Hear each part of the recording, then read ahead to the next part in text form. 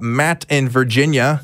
I have this description here. This is fascinating. It says epistemology, knowledge, Gettier problem, atheist hip hop. Matt, please explain to me what this means. Yeah. So, first of all, hi guys. Dan, love the show. I can't wait for you guys to get merch. I need a Truth Wanted mug. Yo. But anyways, I'll try to be quick. Keep making emails about that so that people at the ACA know that we need to make some of that merch. Okay. I need a tank top, please. Yeah.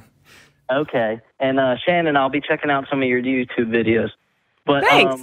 So, anyways, a lot of people describe epistemology as sort of the study of knowledge, but I would more phrase it as the study of the development and justification of beliefs.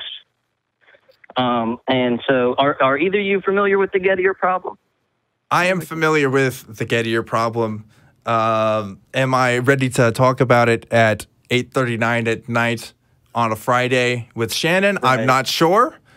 Okay. Here's the thing. I if you're looking for what is my exact philosophical take on the Gettier problem, I don't know if I'm as cognizant right now to be able to do that. Okay. But well, maybe I don't even know what it is. Give a brief description of it. Sure. Yeah, sure. please do. I have no idea what we're talking about. Okay, so for quite a while, it was widely accepted in epistemology that knowledge is justified true belief, right? But this guy Gettier wrote a 3-page paper, and it kind of just threw this massive wrench into that whole scheme, and it led to this cascade of reinventing new conceptions of knowledge. But so anyways, I personally kind of think traditional definitions of knowledge are kind of incoherent because of, since I've looked at this, I think Matt Dillahunty, he's got a better definition of knowledge. Like, I know this just really means I really believe this and think I have a strong justification for it.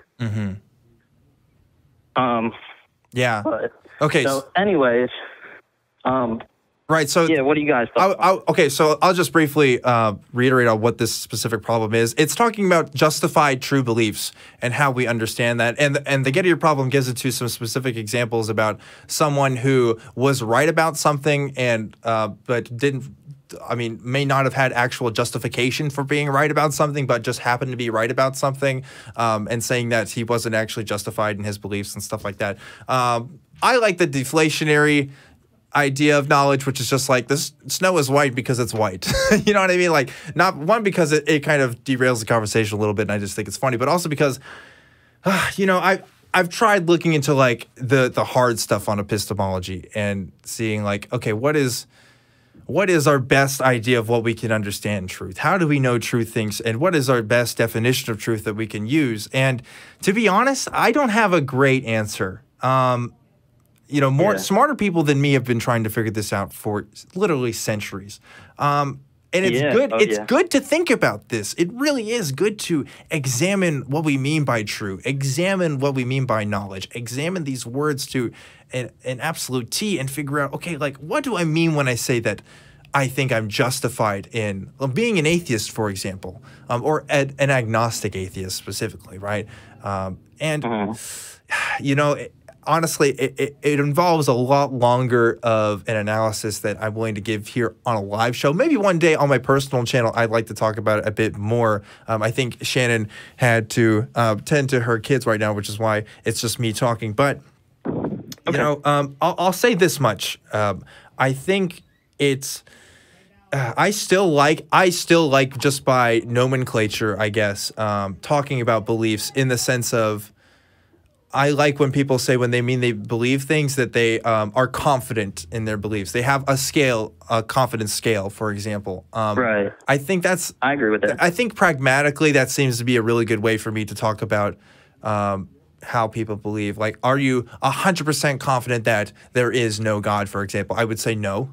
You know, are you like 50% confident? I mean, you know, like you can go on this scale, and even if it's not the most accurate measurement, because it is kind of subjective to a degree. I mean, for the layperson's sake, I think like asking people what they mean by knowledge based on confidence, like how confident they are that they believe something is true, seems to me like, for pragmatic purposes, a good way of talking about, even with the problems that still apply to that.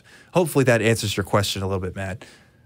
Yeah, no, and I totally agree with that. I think that's a much better, more apt description of knowledge. Is when people commonly use it, they're more saying, I have a high level of confidence in this. But anyways, I'll try to get to the atheist hip-hop thing. Yeah. So we don't take up too much time. Yeah, real quick. I am curious about that. Okay, yeah. So a lot of people probably who listen to hip hop aren't kind of cognizant that there is a atheist community that's developed within the rap game, and there's one guy in particular, Graydon Square, who when I was first deconverted, I went through this sort of nihilism, and this was at like about the age of 12. So I went to the Bible and saw all these horrific things in there, and then that kind of made me go towards the atheist route, and that kind of made me just feel like, you know, there was no reason to anything and there was no meaning or whatever. But I found probably about 3 years after that, I found the atheist experience, and that really helped me delve more into philosophy and kind of rebuild a worldview. But also the atheist hip-hop, it really helped me as well. Yeah, so... Just want to comment on. Have you heard any atheist hip-hop? I've heard that name before. I have a friend of mine who is kind of into it. I think the first atheist hip-hop person I ever listened to was Hobson, which is kind of funny because he did like Christian rap for a bit and then became like, he was an atheist and then he became a Christian and then he became an atheist again, I think, which is kind of cool. Yeah, his development has been really interesting. Yeah, that's a whole new scene, man. I'm not in that scene. I'll be honest with you. I think it's cool that people can make music about that stuff. You know, it's finding topics to do music about like that has got to be really difficult. It's got to be really narrowing. Props to you if you can make a career out of talking about issues in your music like that, and getting people thinking. I think it's really cool. Sorry, I can't give you much more of an opinion on that. I'm not sure if Shannon can either. No, I think it's cool. Now I kind of want to go find it now and listen to it. It's out there. Yeah, it's definitely out there. Listen to Graydon Square. A lot of his stuff, some of his stuff is controversial. He was primarily atheistic in all of his raps in the beginning. Then he's developed more political things that do sort of align with my views. A little kind of progressive, but kind of more anti-establishment. But also on his latest thing called Compton Scattering, which, by the way, this guy studies physics. Yes. That's what I want out of my rappers. We need more physicist rappers. That's the line I'm pushing. He talks about a lot of science. One of his lines is, education is my rhyming style. And he does it in a way where it doesn't sound like Schoolhouse Rock or something, you know? Like, he actually does it good. Well, hey, man. Don't knock on the Schoolhouse Rock. I'm just saying. Yeah, no, it's good, but it's a little corny, you know? And you can't be all corny in hip-hop, man. Okay. You can't tell me that there is no atheist hip-hop out there that isn't a little corny. You can't tell me that that's not true.